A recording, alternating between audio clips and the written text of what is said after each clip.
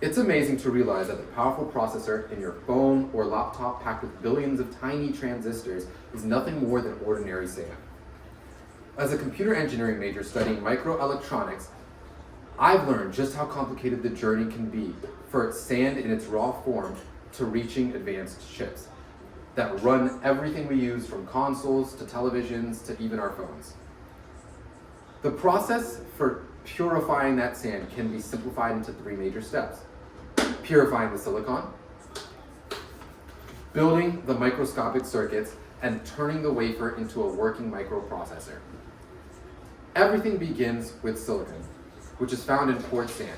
The U.S. Geological Survey explains that this quartz is first refined into metallurgical-grade silicon, and then purified even further into electronic-grade silicon, which is the extremely pure metal that is needed for semiconductors.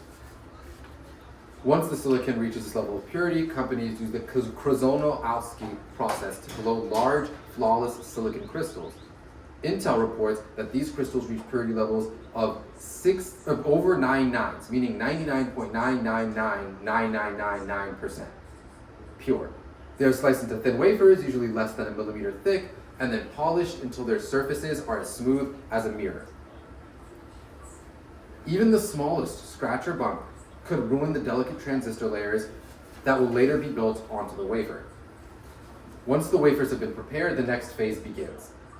Constructing the microscopic circuits, this is where photolithography comes in.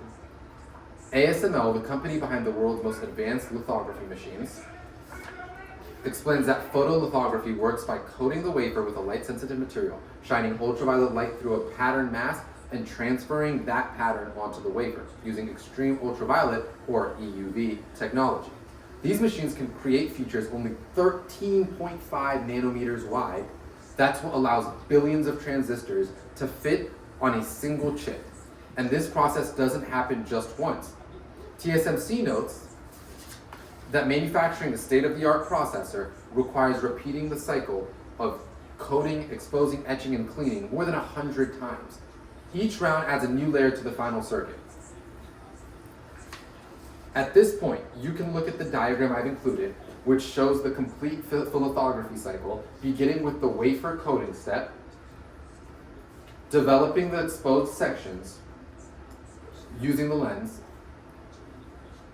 and etching the underlying material onto the final chip. And finally stripping away the remaining photoresist. This visual matches the exact sequence modern chips fabricators use to build every single layer on a semiconductor.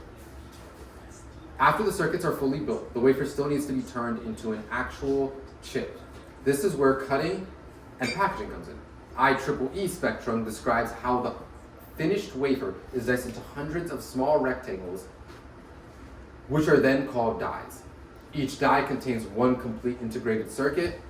These dies are then packaged to protect them and form connections to the outside world. After packaging, every die is tested according to TSMC. Only the best performing dies qualify as high-end processors. Others, which may have tiny imperfections, are then grouped into lower performance categories that will be used for either worse, lower grade chips or for other technological products altogether. Now that we've gone through each stage, let's bring it all together. The manufacturing process takes the raw quartz sand and transforms it into incredibly precise multi-layered microprocessors and that power our devices.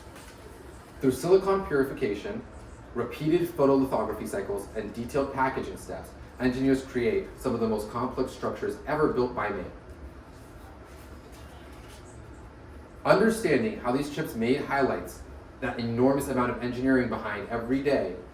What starts as simply sand eventually becomes the brain of the digital world, one dedicated layer at a time. Thank you for listening to my presentation.